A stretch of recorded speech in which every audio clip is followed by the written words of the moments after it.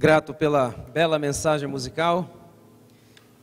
Existem algumas razões para nós sermos mais proativos na manutenção da nossa saúde. E eu gostaria de falar de alguma dessas razões antes de entrarmos no nosso teste. A primeira razão é que as enfermidades, elas trazem muito sofrimento físico. E aqueles que estão passando ou já passaram por alguma enfermidade, sabem do sofrimento físico relacionado com as enfermidades. Então, para evitar esse sofrimento físico, já seria uma grande razão para nós sermos mais proativos na manutenção da nossa saúde. Existe ainda uma outra razão. E essa razão é o sofrimento emocional. Eu ainda digo que, ainda que nem todas as enfermidades sejam contagiosas, existe um fator que é contagioso em todas as enfermidades, e esse fator é o sofrimento. Sabe por quê? Porque com o enfermo sofre toda a família. Então, para evitarmos ver aquelas pessoas que nós amamos sofrendo, já seria um grande segundo motivo para nós sermos mais proativos na manutenção da nossa saúde. E existe também um terceiro motivo, que é o impacto econômico negativo que as enfermidades acarretam sobre a família. Eu conheci pessoas de boa situação econômica que de repente ficaram com uma enfermidade catastrófica e que viram seus recursos desaparecerem praticamente. Tenho visto também famílias aqui no Brasil gastarem aproximadamente 40% do seu orçamento somente com tratamento de enfermidades, principalmente medicamentos. Então, para evitar esse impacto econômico negativo, seria muito bom nós sermos proativos na manutenção da nossa saúde. E existe ainda um quarto motivo que é falado muito pouco. O quarto motivo seria evitar os riscos relacionados com tratamentos de enfermidades. Para vocês terem uma ideia, hoje nós temos nos Estados Unidos 3 causas principais de mortes, de óbitos. Causa número 1, enfermidades cardiovasculares. A cada ano ocorre 1.600.000 ataques do coração. Um ataque do coração a cada 24 segundos e uma morte por problemas cardíacos a cada 45 segundos. Segunda causa de morte, câncer. A cada 30 segundos uma pessoa diagnosticada com câncer e a cada 55 segundos na América uma pessoa morre de câncer. 1/3 dos homens que morrem de câncer da próstata. A cada ano, 180.000 mulheres são diagnosticadas com câncer dos seios e aproximadamente 90.000 morrem nos 3 primeiros anos do diagnóstico. Então, segunda causa de morte é o câncer. E a terceira causa de morte? A terceira causa de morte, hoje na América, nós chamamos de iatrogenias. O que são as iatrogenias? São as mortes resultantes do próprio sistema de saúde. Para vocês terem uma ideia, ocorre por ano na América 250.000 óbitos que são resultados diretos do sistema de saúde na tentativa de tratar enfermidades. 120.000 mortes estão relacionados com efeitos adversos de medicamentos. Mais 50.000 mortes relacionados com medicamentos prescritos ou administrados por engano. E temos mais 80.000 óbitos relacionados com infecções hospitalares, cirurgias desnecessárias, entre outras. A guerra do Vietnã levou 10 anos para matar 50.000 americanos. O sistema de saúde americano consegue matar o equivalente a 5 Vietnãs por ano. Então, para evitar esses riscos relacionados com o tratamento de enfermidades, já seria a quarta razão pela qual nós deveríamos ser mais proativos na manutenção da nossa saúde. É do nosso interesse, é a nossa responsabilidade primária. Agora, vou fazer 3 perguntas. E a primeira pergunta é a seguinte: quanto vale o ser humano?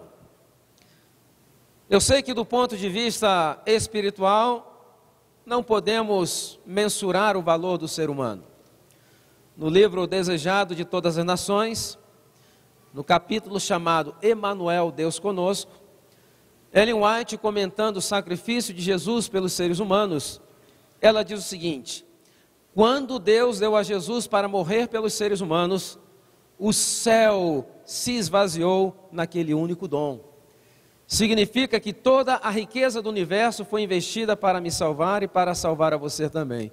Então, o nosso valor espiritual, ele é imensurável.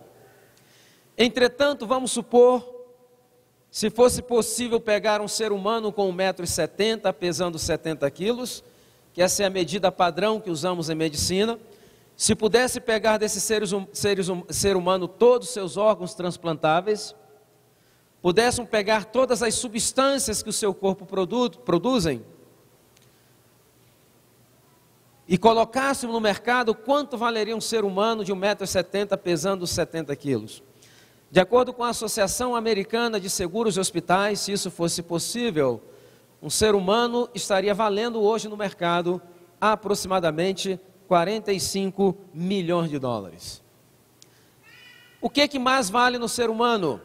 Segunda pergunta: 65 mil dólares por cada rim, 100 mil dólares por cada pulmão, 180 mil dólares pelo fígado, 250 mil dólares pelo coração. O que vale mais no ser humano, organicamente falando, é a medula óssea, avaliada em 8 milhões de dólares. Agora eu vou fazer a pergunta, e talvez seja mais interessante.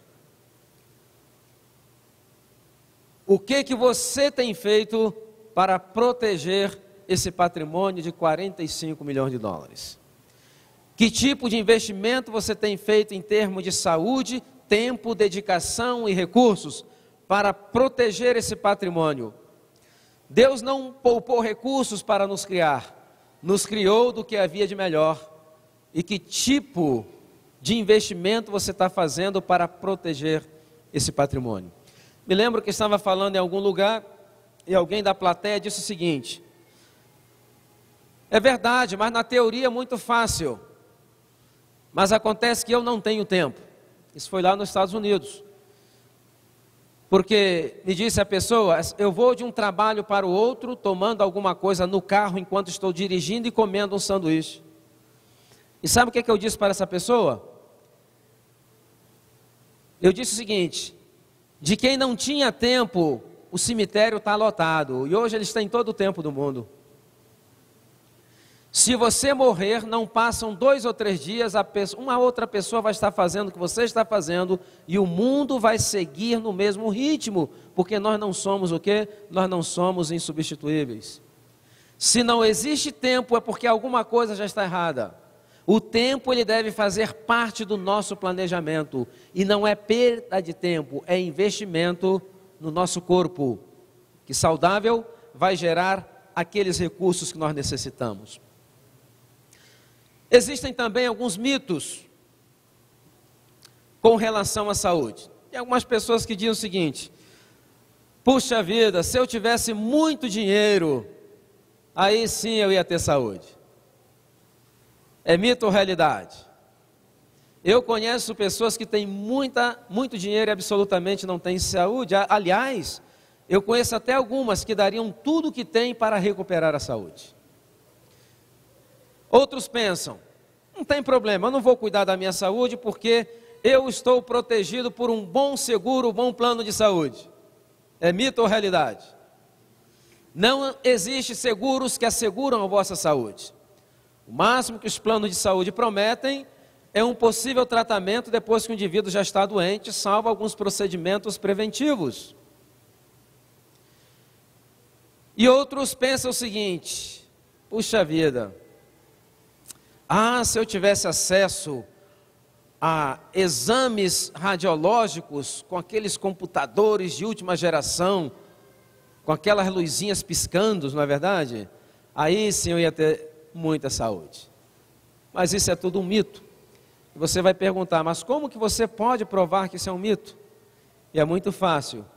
Se dinheiro, tecnologia, hospitais, medicamentos fosse suficiente para manter uma nação saudável, os Estados Unidos da América seria a nação mais saudável do planeta. Entretanto, comparado com 100 países em termos de saúde hoje, ocupa o lugar 95º. E para a América não faltam recursos financeiros, por exemplo. Hoje se gasta na América, no setor da saúde, o equivalente a 3 trilhões de dólares. Vocês sabem o que são 3 trilhões de dólares? É uma vez e meia a riqueza gerada pelo Brasil. Entretanto, as projeções para o ano 2016 será que os gastos com a saúde nos Estados Unidos alcançarão 5 trilhões de dólares. Vocês sabem o que são 5 trilhões de dólares? É todo o PIB da América do Sul. Será gasto somente no setor da saúde em 5 anos nos Estados Unidos, consumindo 20% do PIB americano e superando todo o orçamento de defesa nacional pela primeira vez na história. Vocês sabem o que são 5 trilhões de dólares? Tem uma ideia? Vamos colocar aqui em perspectiva. Vamos supor que alguém dissesse para você o seguinte: olha, eu lhe dou 5 trilhões de dólares, mas você só vai poder gastar esse dinheiro depois que você contar cédula por cédula de $1. Você aceitaria ou não aceitaria? Hã? Não? Por que que não? Sabe quanto tempo gastaria para você contar, você contando uma cédula por segundo? Sabe quanto tempo levaria para você contar 5 trilhões de dólares? 280 mil anos. Então não aceite, porque você não vai viver para poder gastar esse dinheiro. Para se ter uma ideia da magnitude dos investimentos que são feitos na saúde, e a América ainda é uma das nações mais enfermas do planeta. Então vamos derrubar esses mitos e vamos abrir uma nova perspectiva. E a perspectiva, sabe qual é? Deus colocou no nosso organismo mecanismos de restauração que estão prontos para fazer o seu trabalho desde o momento que nós estejamos prontos para criar as devidas condições. E menciona o Espírito Profecia que 9 de cada 10 enfermidades poderiam ser simplesmente preveníveis ou reversíveis. Esses mecanismos estão lá, eles estão prontos para fazer o seu trabalho, mas nós temos que criar condições. Sabe por quê? O corpo sempre está pronto, porque nós fomos criados para a vida, nós não fomos criados para a morte. Tem pessoas que dizem: doutor Silmar, a morte é natural, morrer é natural. E eu quero dizer para vocês que morrer não é natural. Eu quero dizer para vocês que a morte é o fenômeno mais estranho que já apareceu na história do universo. A morte é simplesmente um acidente de percurso. Então, mesmo nós não se vivendo uma vida muito saudável, o nosso corpo está constantemente lutando para manter a nossa saúde e preservar a nossa vida. E muitas das vezes o nosso corpo está constantemente lutando para salvar a gente de nós mesmos. Porque existem 2 sistemas. Um sistema chamado autônomo, que graças a Deus funciona independente da nossa vontade. E existe aquele sistema voluntário. E o sistema autônomo está a cada minuto salvando a nós das nossas escolhas. Então, Deus está pronto, o nosso organismo está pronto, e o que nós precisamos fazer na realidade é simplesmente criar as devidas condições. E 9 em cada 10 problemas de saúde podem ser simplesmente preveníveis ou reversíveis. Agora, quando se fala em saúde, principalmente com relação a mudanças de hábitos alimentares, sempre existe uma preocupação. e uma preocupação, na realidade, irreal. Uma preocupação, e a preocupação é a seguinte: bom, eu vou mudar o meu estilo de vida alimentar. E a primeira preocupação que a pessoa tem qual é? Será que vou ter todos os nutrientes que meu corpo necessita para manter-se saudável? Não é essa a preocupação? E é interessante que essa dieta normal da população, 50% dela consiste de quê? Açúcar, produtos refinados e gordura. Essa dieta não é uma dieta que fornece os elementos que o nosso corpo necessita. Mesmo assim, quando se fala em mudanças, a pessoa pergunta-se a si mesmo: será que eu vou ter os elementos que meu corpo necessita? Já não está tendo. E na realidade, muitas dessas preocupações são criadas por grupo de interesses, porque saúde se tornou um mercado espetacular. Desde a década de 70 para cá, nos Estados Unidos, está se propagando em muitos países. Na realidade, nós não temos um sistema de saúde, temos um sistema de doenças que são alimentadas pela doença, não pela saúde. Para se ter uma ideia, um diabético nos Estados Unidos, do diagnóstico ao óbito, sabe quanto ele custa aos cofres públicos? $1.200.000. Sabe quantos diabéticos nós temos hoje na América? Mais ou menos 25 milhões de diabéticos. Aproximadamente 7 a 8% da população diabética. A cada minuto entra um novo diabético para o sistema de saúde. Então, existem nichos de oportunidades, tanto na área médica, como na área de nutrição. E esses espaços são muito bem ocupados por grupos organizados, muito bem politicamente e economicamente. E essa é a razão pela qual nós temos muitas informações, e grande parte dessas informações são informações contraditórias entre si. Vocês podem ver pela televisão. Hoje o café faz mal, amanhã o café faz bem. Hoje o chocolate faz bem, amanhã o chocolate faz mal. Porque na realidade são corporações que estão cada um tentando ocupar o seu espaço. E a ciência, infelizmente hoje, me dói dizer isso, porque eu sou um pesquisador, mas se tornou uma das instituições mais corruptas que nós temos hoje no planeta.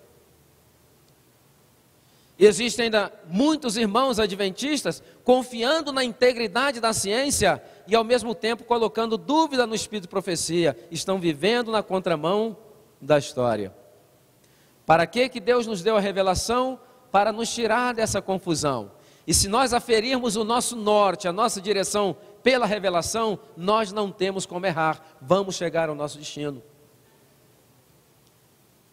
O ano passado, por exemplo, um grande laboratório americano chamado GlaxoSmithKline foi obrigado a pagar em juízo uma das maiores indenizações já registradas na história da justiça americana. 2,3 bilhões. Mas por quê? 2 medicamentos, um medicamento para a depressão estava levando pacientes a ideações suicidas e muitos se mataram. Outro medicamento para diabetes estava aumentando os riscos de infarto do miocárdio e derrame cerebral.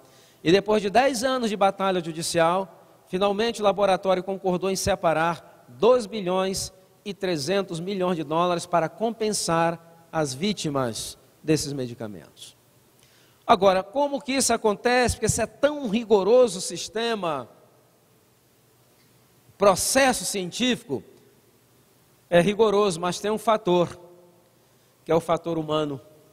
Muitos desses problemas se apresentaram nos estudos preliminares, mas foram simplesmente o quê? Foram simplesmente omitidos ou foram simplesmente ocultados. Pagar 2,3 bilhões para uma empresa que faturou 30 ou 50 bilhões, o que é? Não, já faz parte de perdas e danos, ainda continua sendo lucro e ainda continua sendo um grande negócio. Então,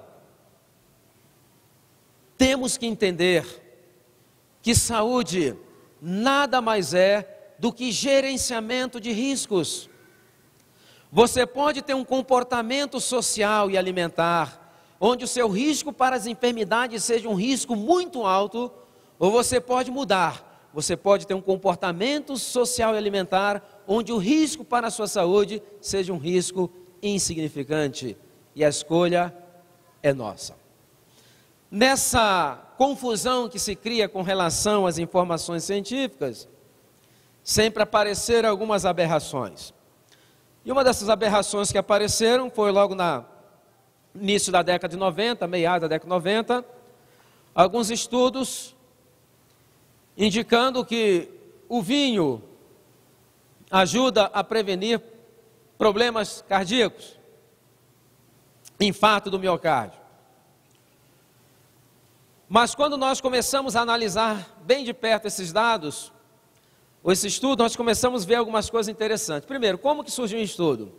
Bom, já na década de 80, final da década de 80, houve uma diminuição muito grande do consumo de bebidas alcoólicas nos Estados Unidos. As campanhas feitas pelo governo e pelas outras instituições sem fim de lucro fizeram com que o americano estava se tornando mais consciente com relação aos perigos do consumo de álcool. Então, houve uma queda muito brusca no consumo também de vinho. Os vinicultores da Califórnia estavam preocupados. Eles, então, contrataram uma equipe de cientistas e disseram para eles: olha, encontre alguma coisa boa no vinho, senão nós vamos à bancarrota. Então, esse grupo de cientistas foram para a Europa e começaram a analisar ali o povo do Mediterrâneo. E eles encontraram algumas coisas interessantes. Descobriram, por exemplo, que o povo do Mediterrâneo, eles consomem 3 vezes mais gordura do que os americanos e têm 5 vezes menos problemas cardiovasculares do que os americanos. E aí a pergunta que foi feita: o que existe nessa dieta que é tão cardioprotetora? E a resposta, o que foi? O vinho, não é verdade? Considerando ou deixando de lado vários outros fatores muito importantes. É verdade que o povo mediterrâneo consome 3 vezes mais gordura do que o americano e tem 5 vezes menos problemas cardíacos. Entretanto, é verdade que o povo do Mediterrâneo, ele consome 5 vezes mais frutas e verduras do que o povo americano. O povo do Mediterrâneo, ele é 5 vezes mais fisicamente ativo do que os americanos. O povo do Mediterrâneo, a sua refeição principal é mais ou menos meio-dia, 1, 2 horas da tarde, ou mais tardar, como no Brasil. O americano, a refeição principal, onde se deleita, é o famoso dinner super gorduroso. Agora, o que eles não quiseram revelar é que os índices de câncer de esôfago e de estômago é 5 vezes maior entre o povo mediterrâneo do que no povo americano, e nós sabemos que são tumores relacionados com o consumo de quê? Consumo de bebidas alcoólicas. Então nós vemos como se manipula os dados, se coloca na mídia, às vezes é uma pequena correlação e aquilo começa a ser repetido sem ser o quê? Sem ser questionados. Então nós temos que começar a questionar algumas coisas. E nós temos um norte: se aparece algum estudo que contradiz a Bíblia, a Espírito e Profecia, às vezes alguns fazem ao contrário. Bom, vê o que diz o Espírito e Profecia e depois vai ver se a ciência corrobora com aquilo. Estão na contramão da história também. Não é assim que funciona. Veja o que diz a ciência e depois você vai ver e mida pelo Espírito e Profecia e pela Bíblia. Se não bate, sabe por quê? Porque a ciência ainda tem um longo caminho a percorrer.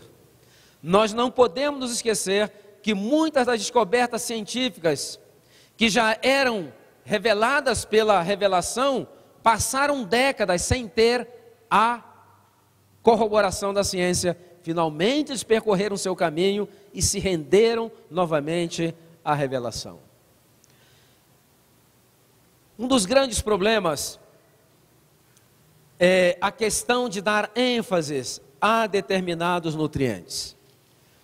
Então me lembro quando eu vim para a igreja, eu tenho uma história, no meu livro ele tem uma história, tem uma pequena resenha da minha história. Não vou contar porque o tempo tem coisas mais importantes a falar, mas vou fazer um pequeno resumo. Com 17 anos de idade, eu já tinha depressão para a qual tomava Valium. Eu já sofria de ataques de pânico, palpitações, insônia e problema digestivo que ninguém conseguia dar jeito. Na realidade, eu era a própria doença ambulante. E naquela época, buscando os recursos da ciência, não consegui. Eu me lembro que uma vez eu, consultando um médico, eu disse para ele o seguinte: escuta, porque alguma coisa me dizia que tinha que ver com minha alimentação. Então eu estava consultando com relação aos problemas que eu tinha daqueles problemas digestivos crônicos, principalmente uma dispepsia crônica. E eu perguntava: escuta, será que se eu comer mais frutas e mais verduras não vai me ajudar? E sabe a resposta que eu recebia? Não, isso aí deixa mais resíduo no seu estômago, é pior ainda. Então, me bati durante muito tempo, até que finalmente ocorreu um evento que mudou a minha vida. Eu fui convidado a uma festa de aniversário e depois eu fui descobrir que eram adventistas do sétimo dia. Enquanto alguns estavam conversando, eu estava um pouco meio deslocado, mas eu vi um grupinho lá de 4 pessoas conversando sobre a alimentação. E eu escutei a palavra vegetariano. Aquilo me chamou a atenção. Então me aproximei e comecei a fazer perguntas. Então eles disseram: não, nós somos adventistas do sétimo dia, nós temos conselhos também sobre saúde, né, estilo de vida saudável. Ele até deu uma exagerada, falou: a metade da igreja é vegetariana, né? Depois eu vi que foi uma exagerada, mas tudo bem. E aí não precisou me convidar para a igreja. Eu fui para a igreja, peguei todos os livros: Conselhos sobre regime alimentar, Conselhos sobre saúde, mente, caráter, personalidade, ciência do bom viver, e fui implementando na minha vida aqueles princípios que eu ia aprendendo. Em menos de 2 anos, eu estava completamente curado. Isso fazem o quê? 32 anos. Hoje eu estou com 55 anos e me sinto melhor do que quando eu tinha 17 anos de idade. Apesar de não ter de família uma boa herança genética. Minha família se compõe de indivíduos extremamente doentes. Para vocês terem uma ideia, a minha mãe teve derrame, o primeiro derrame dela com 28 anos de idade. Com 45 anos de idade, ela teve o 3º derrame, o tempo que viveu com uma completa incapacitada. Todas as minhas tias morreram, infarto do miocárdio, derrame cerebral ou complicações de diabetes, média de vida, 48 anos de idade. Todas as minhas primas que estão vivas, poucas que estão vivas, são extremamente obesas e são diabéticas, estão também todas complicadas. Mas chegou um ponto na vida que eu cortei com aquele ciclo. Rompi com aquele ciclo de estilo de vida. Então, essa é a razão pela qual faço esse trabalho. Eu estou dizendo isso para que vocês entendam que o que eu estou falando não é simplesmente uma teoria que eu aprendi numa faculdade de medicina. É uma experiência de vida. E nesses 32 anos, a última vez que estive no médico foi em 1994. Eu morava em Nova York nessa época e fui atropelado. Fui parar na emergência. Esse atropelamento me resultou algumas hérnias. Tenho hérnias cervicais, lombares. Eu sou a própria hérnia ambulante, na realidade, né? Mas graças a Deus, às vezes eu tenho até dificuldade de entender um paciente que dizendo: estou sentindo isso, estou sentindo aquilo. E ainda não faço tudo aquilo que deveria ser feito. Então funciona porque o corpo está preparado, mas nós temos que criar condições. Agora, me lembro que nessa época, quando alguém optava pelo vegetarianismo na igreja, na década de 80, ou por uma alimentação mais baseada em plantas, eles tinham uma preocupação, e a preocupação era com qual nutriente? Com qual? Proteínas. E era a pergunta: qual era o que eu vou fazer com as proteínas? Preocupava-se apenas com um nutriente. Eu me lembro que a solução naquela época, o que era? Soja. feijão de soja, assado de soja, leite de soja, queijo de soja, sobremesa de soja. Era salvação pela soja. Entretanto, esses irmãos muito bem intencionados, mas muito mal orientados, se esqueciam de uma coisa muito importante, que os produtos de soja têm até 3 vezes mais proteínas que os produtos de origem animal. Então, se ele tomava um copo de leite, 200 ml de leite de vaca, ele queria tomar um copo de 200 ml de leite de soja. Se ele comia 100 gramas de bife de vaca, ele queria comer 100 gramas de bife de soja. Além do leite, além do feijão, dos assados, das outras coisas que vinham também lotadas de soja. Então o que aconteceu? Eles acabavam triplicando o seu aporte de soja. E o que eu mencionei aqui pela manhã, o que é? Os subprodutos das proteínas colocam uma carga muito grande sobre os rins. Algumas dessas pessoas até emagreciam, me lembro, mas ficavam aqueles magrões meio esverdeados, meio acinzentados, sem cor, porque na realidade estavam envelhecendo muito rapidamente. E hoje, 20 ou 30 anos depois, eu encontro algum desses irmãos, e às vezes algum deles vem falar: doutor Silmar, eu não entendo, eu sou vegetariano há 20 ou 30 anos, como que eu pude ter câncer? E outro: doutor Silmar, eu sou vegetariano há 20, 30 anos, como que eu posso estar com osteoporose? Ou como que eu posso ter desenvolvido algum tipo de problema cardíaco?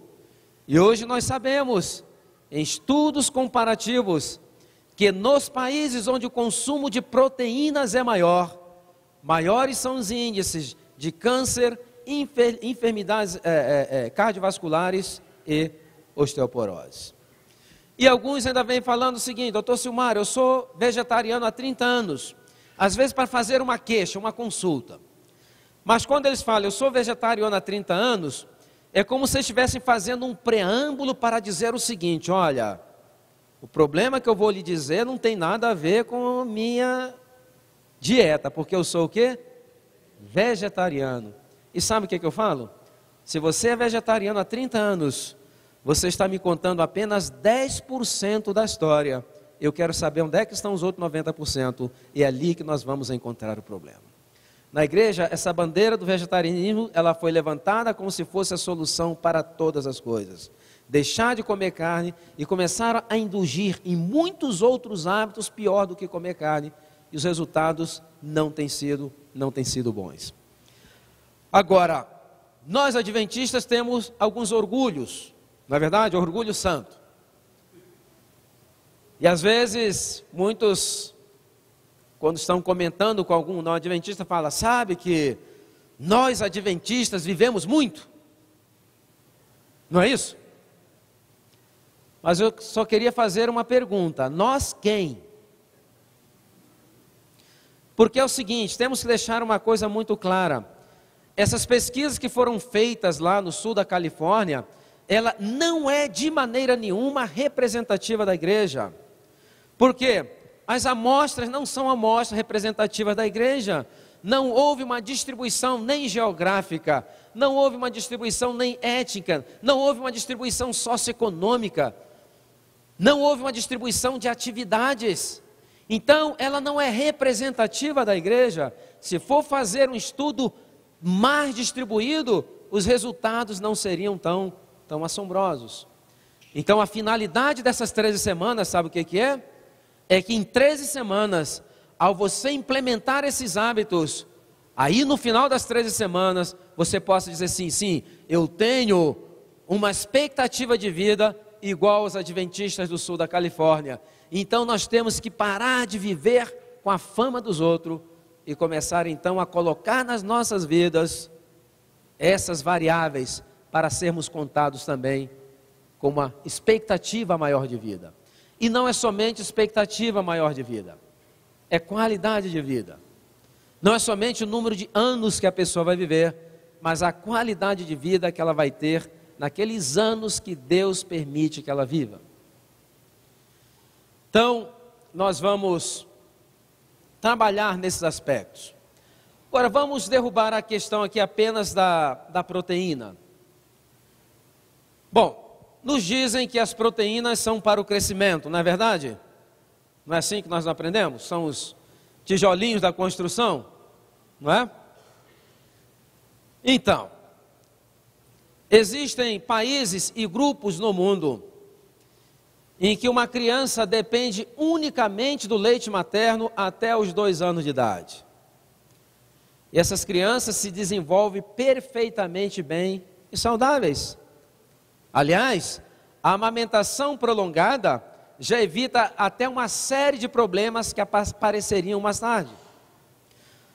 Entretanto, na Europa e nas Américas, uma criança que consegue mamar ao seio materno até 1 ano de idade é uma coisa muito rara, ela consegue a medalha de ouro, porque é raríssimo. Em alguns países e em alguns grupos isso é muito normal. Agora, vamos analisar. Ao nascer, até os 2 anos de idade, é o período de maior crescimento do ser humano em velocidade. Certamente ele vai crescer mais num período muito maior de tempo, mas esses 2 primeiros anos é uma explosão de crescimento. Então, se em alguns lugares as crianças dependem unicamente do seio materno, e se as proteínas são para construir ou fomentar essa explosão de crescimento, e se os 2 primeiros anos é o período de maior crescimento em velocidade do ser humano, qual é a conclusão lógica que nós chegamos? A conclusão lógica que nós chegamos é a seguinte: então, o leite materno deve ser o quê? Riquíssimo em proteínas. Não é uma conclusão lógica? É muito lógica. E a pergunta seria a seguinte: qual é a porcentagem de proteínas no leite materno? Normalmente, nunca ninguém se preocupou parar para pensar, não é verdade? Vai variar durante o período da lactância, mas em média, 1%. Agora eu vou fazer uma outra pergunta. Qual é a porcentagem de proteínas em uma laranja? Mas laranja tem proteínas? O dobro do leite materno, 2%. Eu vou fazer uma outra pergunta. Qual a porcentagem de proteínas no brócoli? Mas o brócoli tem proteínas. 12 vezes mais que o leite materno. Então, na realidade, foi colocado na cabeça da população é que determinado alimento tem proteína, determinado alimento tem vitamina, determinado alimento são carboidratos. Isso é um mito. As proteínas e os nutrientes estão distribuídos na maioria dos alimentos em menor ou maior quantidade. Existem alimentos que têm um teor maior proteico, existem outros que têm um teor maior de carboidratos, mas a maioria deles tem o quê? Uma variedade de nutrientes. Então, às vezes se prepara lá um menu e a pessoa está preocupada. Aqui está a minha opção proteica, calórica, de gorduras, de vitaminas, minerais. Blá, blá, blá. É muito mais simples do que as pessoas imaginam. Na realidade, nós estamos complicando alguma coisa que é muito simples. Agora, provavelmente você já viu, pelo menos pela televisão, um bebê elefante.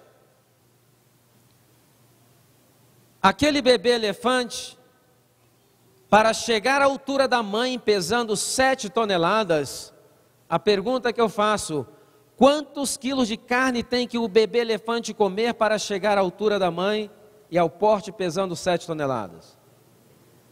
Ah, ele não come carne, ele é vegetariano. Então, da onde que vem as proteínas para fomentar aquela explosão de crescimento? Aí você vai falar o seguinte: é verdade. Entretanto, a mamãe elefante deve ter um trabalho muito grande, porque ela tem que pegar e fazer aquela combinação de folhas para ter os aminoácidos essenciais, aquela coisa toda e blá, blá, blá, blá, blá. Deve ser um trabalho muito grande. Outra pergunta que eu faria: quantos tipos de folhas comem os bebês do Serenguete, os bebês elefantes lá do Serenguete? Não, os elefantes do Serenguete africano, no período de fartura, quando existe abundância. 5 ou 6 tipos de folhas diferentes. No período de escassez, de seca, até o caule das árvores aqueles animais comem. E da onde que vem as proteínas para fomentar aquela explosão de crescimento? Da onde que vem? Das plantas. Então, não se preocupe com nutrientes só. Não se preocupe com proteínas, não se preocupe com ômega 3, não se preocupe com vitaminas. Vocês vão retirar dos vossos ombros esse fardo. É desnecessário carregar esse fardo. Vocês vão se preocupar apenas com uma palavrinha. Uma palavrinha vai resolver todos esses problemas que vocês estão pensando. Todas essas preocupações. E sabe qual é essa palavra? Chama-se variedade. Se você tem uma alimentação variada, você vai ter, sem dúvida alguma, todos os nutrientes que seu corpo necessita para manter-se saudável. Entretanto, a variedade não precisa e nem deve ser muita variedade na mesma refeição. Quanto mais variedade na mesma refeição, pior é o aproveitamento desses nutrientes pelo nosso organismo. A variedade ela pode vir durante o dia, ela pode vir em alguns nutrientes durante a semana, outros nutrientes durante o mês, e alguns nutrientes, às vezes podemos passar anos sem ele. Você quer ver um tipo de nutriente que nós normalmente temos reserva para 3 anos, 3 anos e meio? Vitamina B12. Até uma pessoa ficar deficiente de B12, é porque ela passou muito tempo sem estar exposto a esse tipo de vitamina. E nós vamos entrar com detalhes na vitamina B12, quando falarmos de produtos de origem animal. Uma variedade é tudo o que você precisa, uma alimentação variada. E não é nem muita variedade na mesma refeição. Na realidade, essa questão da proteína foi muito fomentada no Brasil na década de 60 e 70 pela indústria pecuária, que investia muito dinheiro para se produzir pesquisas científicas, quando não eram aquelas que já vinham do exterior, e tornou as nossas escolas um veículo para divulgar aqueles produtos que estavam produzindo. Então, por isso que nós vemos uma verdadeira desinformação hoje. Nós vemos, por exemplo, profissionais da saúde apavoradas quando vê uma mãe que não quer dar carne a seu filho, dizendo que ele não pode viver. Isso chama-se o quê? Desinformação, porque somente na Índia existem 50 milhões de veganos. Você sabe que são veganos? O vegan é um vegetariano tão radical que ele não come nem mel de abelha porque diz que vem do animal. E existe deficiência proteica entre os vegans? Absolutamente não existe. Os problemas deles são outros, por isso que a nossa filosofia não é vegana. Os vegans têm muitos problemas de saúde, mas sabe por quê? Questões de higiene, e outra questão também é que eles indulgem muito em doces e coisas que têm muito açúcar. Então acabam tendo muitos problemas de saúde, mas não existe deficiência o quê? Proteica, a não ser casos muito isolados. Então, vamos remover dos vossos ombros, remover dos vossos ombros essa preocupação. Uma alimentação variada. E o que nos diz a revelação? 1863, quando começou a reforma de saúde, os escritos de profecia, o que diz lá? Frutas, cereais, nozes e verduras, preparadas de maneira simples. Foi a dieta que Deus escolheu para o seu povo para esse tempo. Que tempo estava ela se referindo? Para o tempo do fim. Frutas, cereais, nozes e verduras, preparadas de maneira simples, é a dieta que Deus estabeleceu para esse povo, para o seu povo, para o tempo do fim. Então vamos tirar essa preocupação, e nós vamos ver que na realidade os resultados serão espetaculares. Muito bem, vocês estão prontos para o teste? Quantos trouxeram canetas? Levantem as mãos. Quem não trouxe, levantem as mãos. Quem trouxe, levante as mãos. Quem não trouxe, dá uma olhada aí, cola com alguém que trouxe para poder resolver seu problema aí, né? Nós não temos aqui na igreja, temos caneta sobrando, não? Não. Queríamos pedir que apagassem essas luzes aqui para melhorar um pouco a definição lá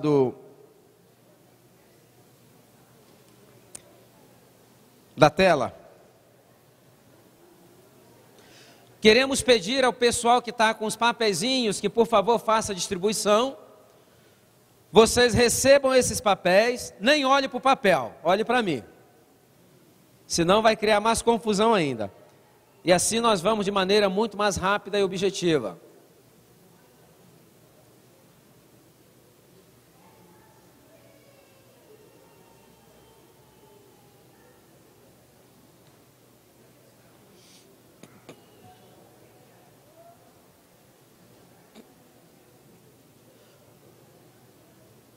Todos receberam?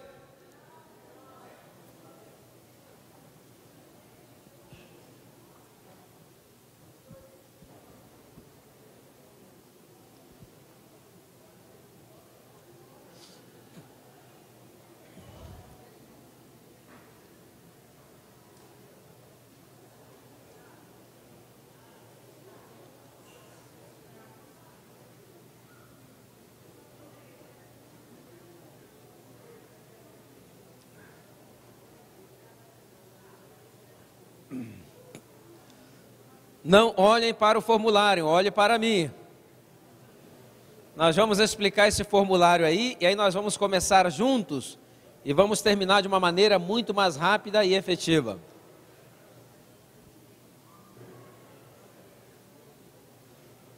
Todos receberam o formulário?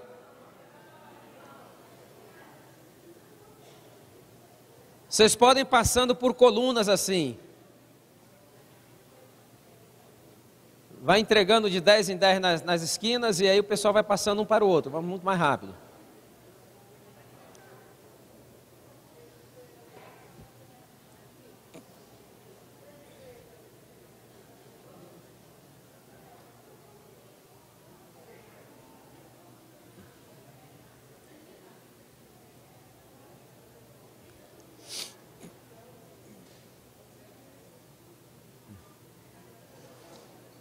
Todos receberam ou falta alguém? Levante a mão quem falta. Falta alguém? Não. Muito bem. Então apertem os cintos e vamos preparar para a nossa viagem de descoberta própria, né? Antes vamos explicar a questão do formulário. Esse formulário, ele tem 34 perguntas, ok?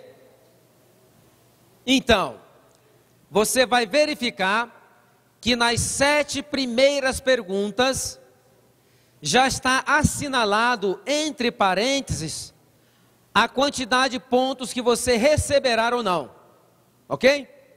Deu para ler aí? Por exemplo, se você ganhou um desses pontos, o que que você vai fazer? Você vai circular. Deu para entender? Por exemplo, da pergunta 1 à pergunta 7 está entre parênteses aí os pontos que você vai ganhar ou não. Se você ganhar, você vai ter que circular. Sabe por quê? Porque no final você vai ter que somar todos os pontos que vocês ganharam para ter um grande total. E é com esse grande total seu que nós vamos comparar com os parâmetros. Deu para entender? Então vamos lá. Uma pergunta, aqui você vê que são 34 perguntas. Se você ganhou na primeira, você analisa, circula. Se você não ganhou, você não circula nada. Ok? Entretanto, a partir da 8ª pergunta não está os pontos. E aí, se você ganhar, você vai ter que fazer o quê? Vai ter que escrever dentro desse quadradinho. Tá bem claro isso? Ok? Então vamos lá. As perguntas são o seguinte. Essa aí não é uma pergunta, isso é um exemplo, ok? Essa pergunta é: você tem orelhas? Se a pergunta for positiva, sim, você ganha o quê? Pontos. Se a pergunta for negativa, o que que ocorre? Você ganha 0. Exato, muito bem. Então vamos lá. Descreve a sua situação. Sim, pontos, não, zero, ou nada, ou deixa em branco, ok? Então vamos às perguntas. Pergunta número 1. Você tem o peso ideal, ok? Existe uma fórmula, entretanto nós temos uma fórmula diferente para o teste. E é o seguinte, se você quiser saber de uma maneira mais profissional, você pega, aqui na igreja nós temos nutricionistas, temos talvez preparador físico, médico, faz uma avaliação.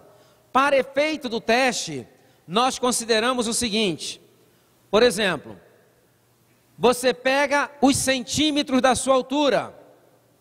Uma pessoa que tem 1,45 m, qual é os centímetros da altura dela? Ela transforma esses centímetros em quê? Em quilos.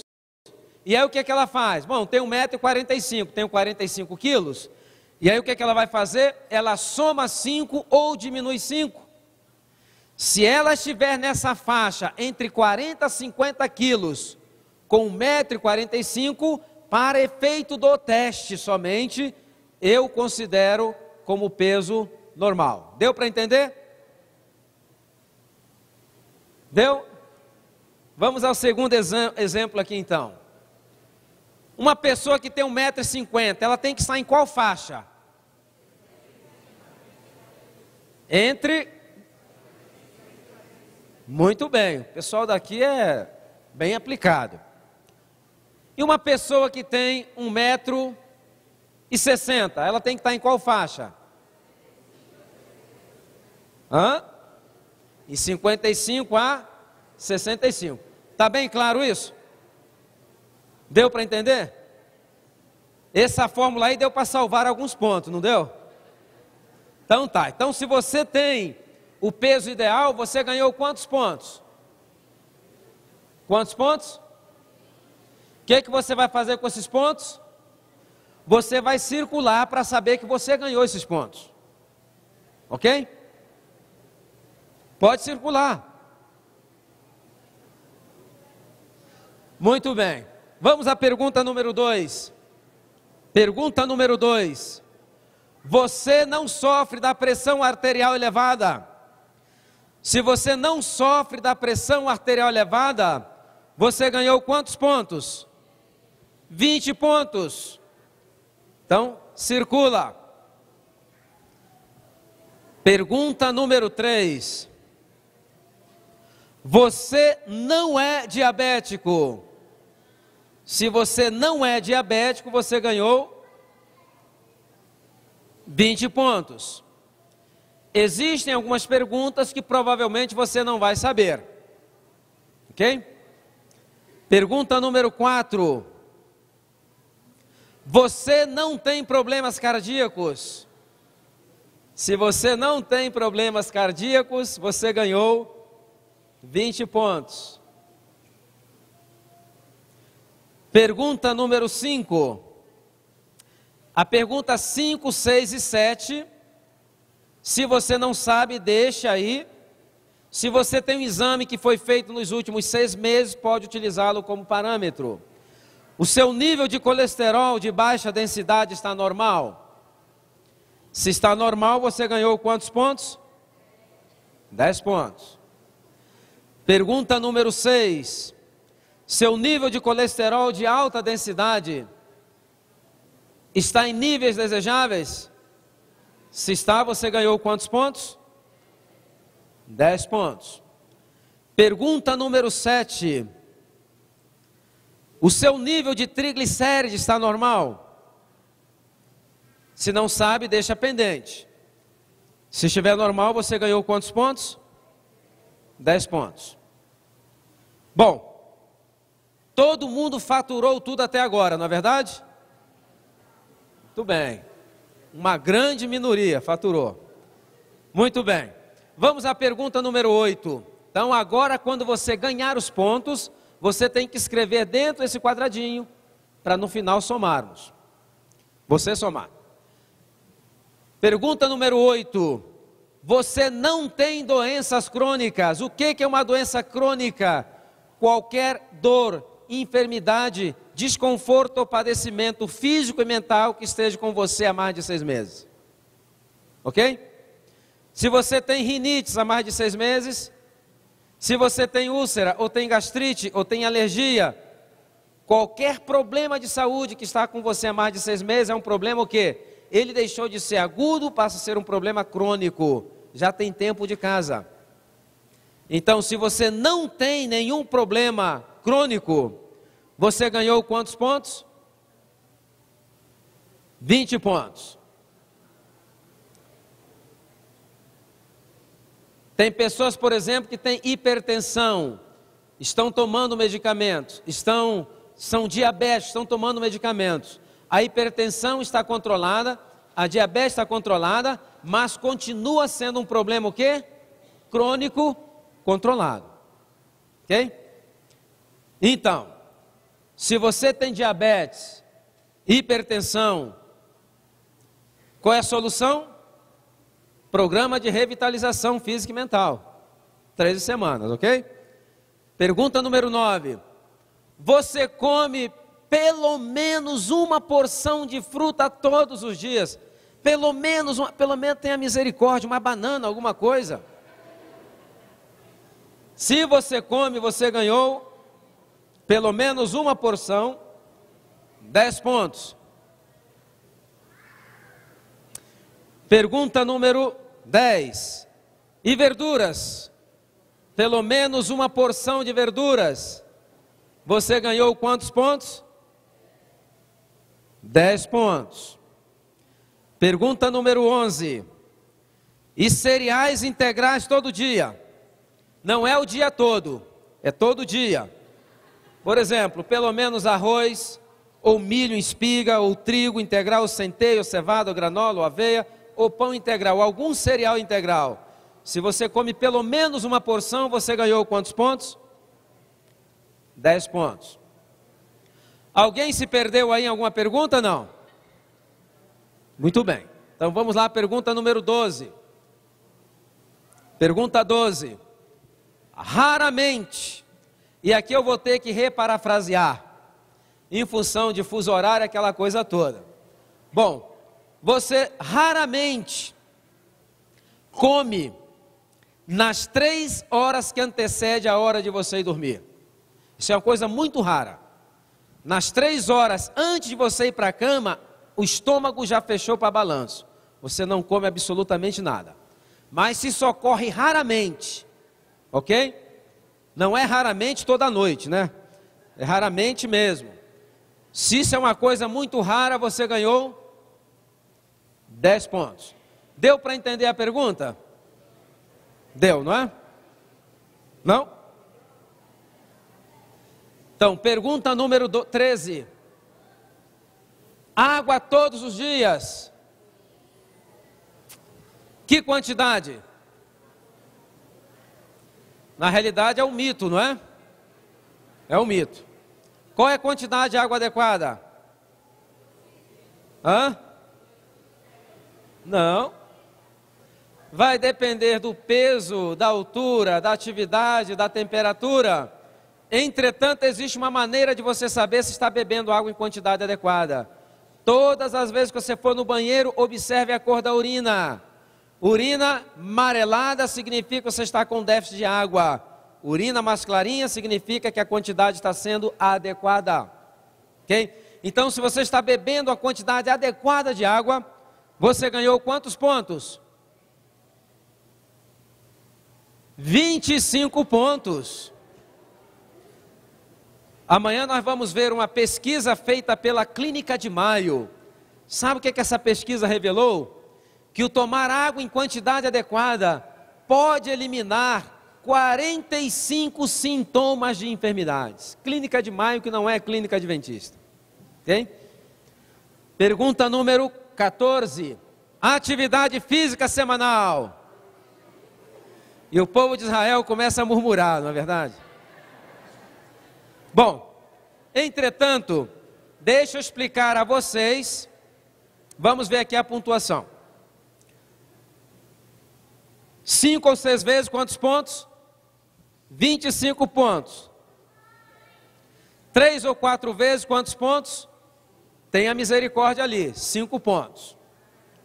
E menos de 3 vezes,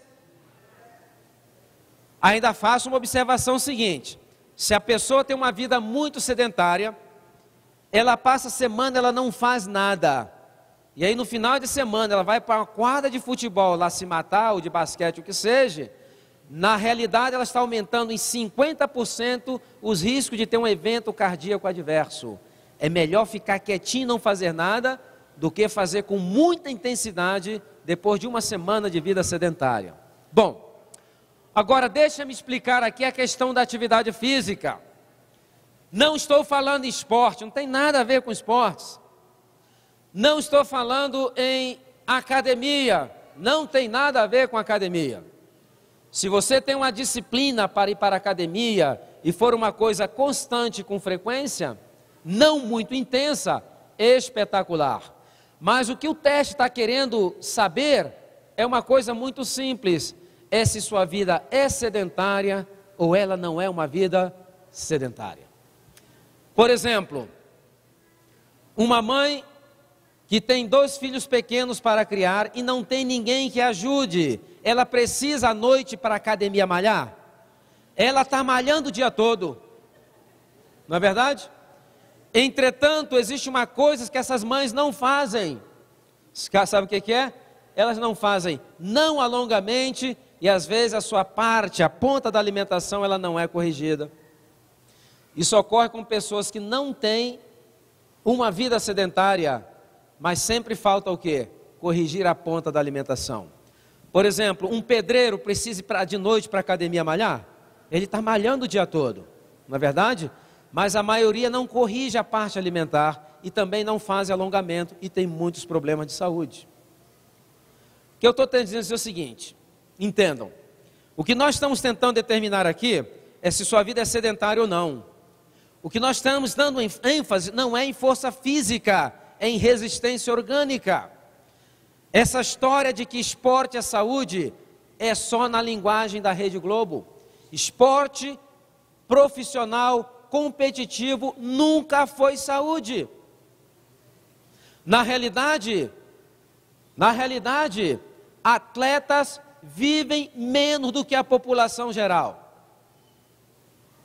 Então existe muita propaganda e muito mito. Nós vemos, por exemplo, meninas que com 12, 13 anos já estão envolvidas com ginástica, fazem aqueles exercícios de 8, 10 horas por dia. Um dos primeiros sintomas que aparece, o que é? Param de menstruar. E existe a medicina chamada medicina do esporte, está tentando corrigir. Isso é saúde? Isso não é saúde. Não estamos buscando força física, estamos buscando o quê? Resistência orgânica. Esse ano morreu um atleta italiano que por 17 anos nunca conseguiram superar o seu recorde. Morreu com 90 anos? Não. Com 80 anos? Com 70 anos? Com 65 anos? Morreu com 60 anos de idade. 2 anos atrás morreu um pugilista, um boxeador cubano, 1,95 m, diz que era um monstro. Diz que 230 lutas, pelo menos 200 tinha sido por nocaute. Morreu com 90 anos? Morreu com 80 anos? Morreu com 65 anos de idade. Então existe muito mitos em torno da prática do esporte. Algum tempo atrás, eu vou em entrevista com um ex-jogador de futebol da seleção brasileira, o Bebeto. Então estava sendo entrevistado, estava apoiado em amuletas. E a entrevistadora perguntou: escuta, você se envolveu em algum acidente? Sabe a resposta que ele deu? Não, fiz uma cirurgia de cadeira, isso é muito comum na vida de jogador. Isso é saúde? Isso não é saúde. O que nós queremos é o quê? Resistência orgânica, não força física bruta. Eu sei que isso vai de encontro às aspirações de principalmente muitos adolescentes que estão naquela época que querem se encher de proteínas, de não sei o que para ficar saradão. Então aqui, isso aí não representa saúde.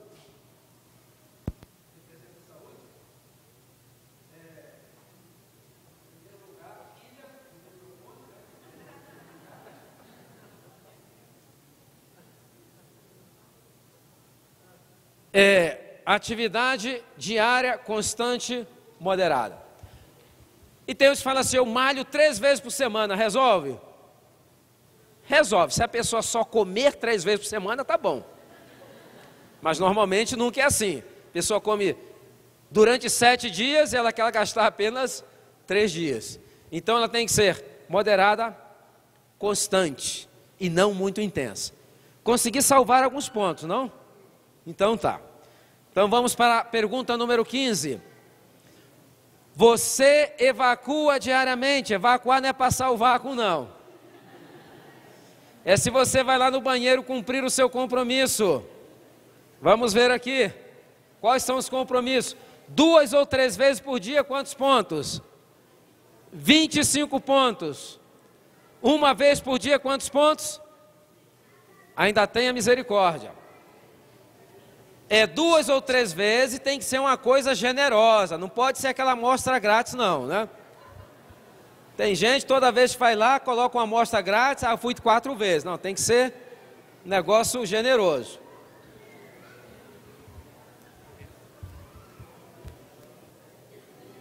Muito bem. Pergunta 16. É uma coisa muito rara ocorrer na sua vida, você ir dormir depois das 22h30. Normalmente às 22h30 você já está na horizontal. Você só dorme depois das 22h30 quando existe vigília na igreja. Se não, 10h30 você já vai estar na horizontal. E nós vamos explicar do ciclo circadiano. Lembra que eu mencionei? De 10h30 até 1h30 da manhã, sabe o que é? O horário nobre do sono. Existem dezenas de fenômenos de restauração que ocorrem durante esse período. E se você não dorme, o que vai ocorrer? Não vão ocorrer. E o que vai ocorrer? O envelhecimento precoce. Nós vamos ver isso com mais detalhes. Então, se é uma coisa muito rara, você ganhou quantos pontos? 20 pontos. Pergunta número 17. Você usa o micro-ondas? Se você usa nunca, você ganhou quantos pontos? Se você usa raramente, você ganhou 5 pontos. E amanhã à noite eu vou explicar a questão do micro-ondas. Qual o efeito que tem sobre o nosso organismo, os alimentos que são aquecidos com micro-ondas. Pergunta número 18. E alimentos de origem animal? Note que aqui já não fala sobre carne não é? Nós estamos falando de alimentos de origem animal. Quais são os alimentos de origem animal? Carne, leite, ovos, queijo, peixe. Tem gente que fala assim, doutor Silmar, eu sou vegetariano, eu só como peixe. Eu falei, em qual árvore que você colhe? Porque eu não vi nenhuma árvore dar peixe, não. Então, se você nunca usa, quantos pontos? 100. 20 pontos. Se você usa raramente, você ganhou 5 pontos. Bom, quais os únicos produtos de origem animal liberados hoje?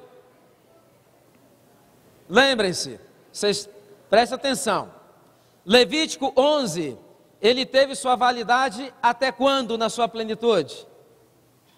Levítico 11, até 1863, Levítico 11 atendia perfeitamente às necessidades da reforma de saúde até aquele tempo. Entretanto, vem o tempo do fim. Então, quais são os únicos produtos de origem animal permitidos agora, nesse tempo do fim? Se considera, né? Bom, vamos lá. Cinto, carteira, sapato e bolsa. Que é de couro de animal, somente isso, ok? A gente falar de produtos de origem animal, nós vamos ver. Pergunta número 19. Sucos industrializados, aqueles que vêm em pozinho, em caixinha, concentrados. Se você nunca usa, você ganhou. Ainda tenho raramente, esse teste está muito leniente. Oi?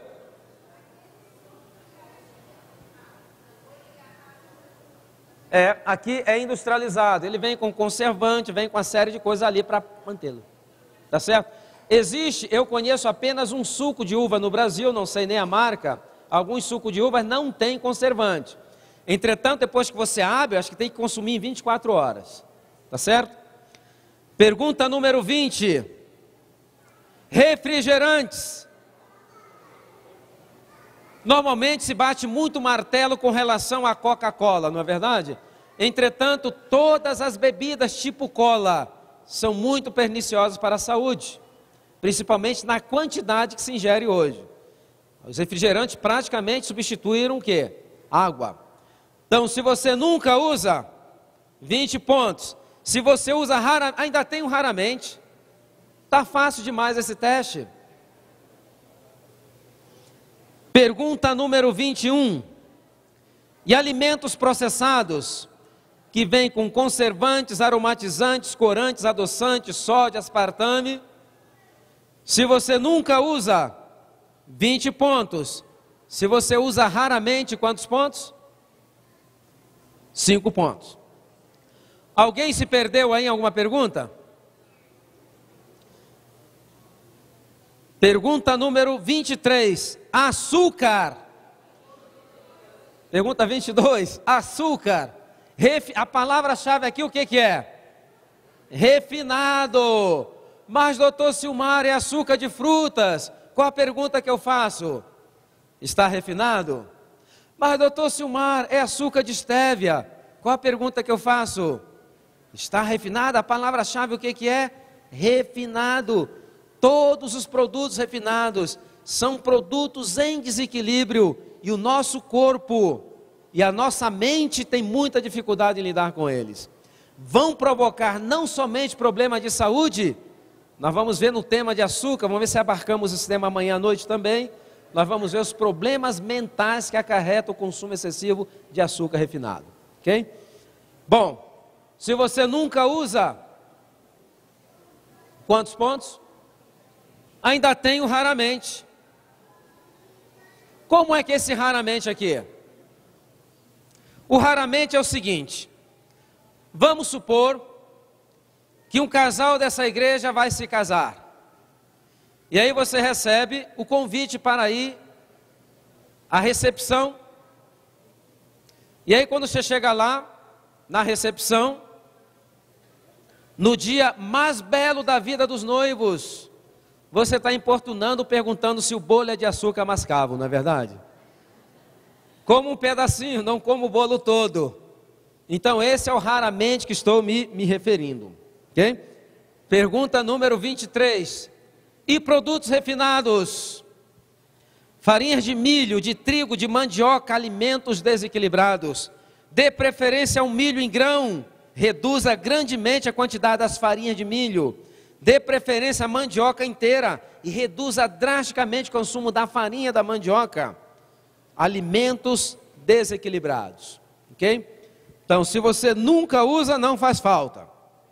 Se você usa raramente, 5 pontos. Pergunta número 24. Você dá um intervalo de pelo menos 5 horas entre as refeições? E vai ser o tema da manhã à noite.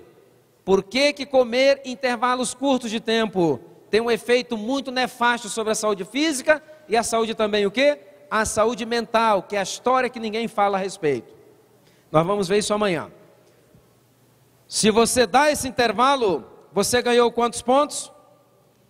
20 pontos. Notem, tudo que nós estamos falando nesse teste, nós vamos comentar durante o período que estaremos aqui.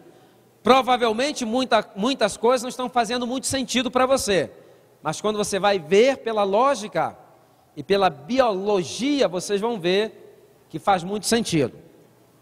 Pergunta número 25. Você não consome produtos com estimulantes?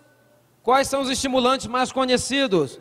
Café que contém cafeína, chocolate que contém a teobromina, tererê e chimarrão que contém teobromina e cafeína junto, chás cafeinados. Se você não consome, você ganhou quantos pontos?